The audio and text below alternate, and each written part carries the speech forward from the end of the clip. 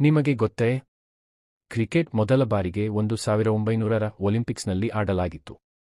ಆಶ್ಚರ್ಯಕರ ಸಂಗತಿಯೆಂದರೆ ಆ ಟೂರ್ನಿಯಲ್ಲಿ ಕೇವಲ 2 ತಂಡಗಳು ಮಾತ್ರ ಭಾಗವಹಿಸಿದ್ದವು, ಗ್ರೇಟ್ ಬ್ರಿಟನ್ ಮತ್ತು ಫ್ರಾನ್ಸ್. ಆ ಪಂದ್ಯದಲ್ಲಿ ಗ್ರೇಟ್ ಬ್ರಿಟನ್ ಚಿನ್ನದ ಪದಕವನ್ನು ಗೆದ್ದಿತ್ತು. ಇದಾದ ನಂತರ ಕ್ರಿಕೆಟ್ ಒಲಿಂಪಿಕ್ಸ್ನಿಂದ ಸಂಪೂರ್ಣವಾಗಿ ಕಾಣೆಯಾಯಿತು. ಆದರೆ ಈಗ ಸುಮಾರು 128 ವರ್ಷಗಳ ಬಳಿಕ ಕ್ರಿಕೆಟ್ ಮತ್ತೆ 2028ರ ಲಾಸ್ ಏಂಜಲೀಸ್ ಒಲಿಂಪಿಕ್ಸ್ನಲ್ಲಿ ಸ್ಥಾನ ಪಡೆದಿದೆ. ಈ ಬಾರಿ ಪಂದ್ಯಗಳು ವೇಗದ ಮತ್ತು ರೋಚಕವಾದ T20 ನಡೆಯಲಿವೆ. ಇದರಿಂದ ವಿಶ್ವದ ಕೋಟ್ಯಂತರ ಕ್ರಿಕೆಟ್ ಅಭಿಮಾನಿಗಳು ಉತ್ಸುಕರಾಗಿದ್ದಾರೆ. ಭಾರತದಂತಹ ಬಲಿಷ್ಠ ತಂಡಗಳಿಗೆ ಇದು ಐತಿಹಾಸಿಕ ಅವಕಾಶವಾಗಿದೆ.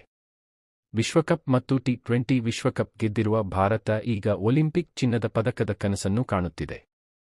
ಒಮ್ಮೆ ಯೋಚಿಸಿ ನೋಡಿ, IPL ಮಿಂಚುವ ಆಟಗಾರರು ಈಗ ಒಲಿಂಪಿಕ್ಸ್ ವೇದಿಕೆಯಲ್ಲಿ ದೇಶಕ್ಕಾಗಿ ಆಡಲಿದ್ದಾರೆ. ಇದು ಕ್ರಿಕೆಟ್ ಇತಿಹಾಸದ ಅತ್ಯಂತ ವಿಶೇಷ ಕ್ಷಣಗಳಲ್ಲಿ ಒಂದಾಗಲಿದೆ. ಹೀಗಾಗಿ 128 ವರ್ಷಗಳ ನಂತರ ಒಲಿಂಪಿಕ್ಸ್ಗೆ ಮರಳುತ್ತಿರುವ ಕ್ರಿಕೆಟ್ನಲ್ಲಿ ಮೊದಲ ಚಿನ್ನದ ಪದಕವನ್ನು ಯಾವ ದೇಶ ಗೆಲ್ಲಲಿದೆ ಎಂಬುದನ್ನು ನೋಡಲು ಇಡೀ ವಿಶ್ವ ಕಾತರದಿಂದ ಕಾಯುತ್ತಿದೆ.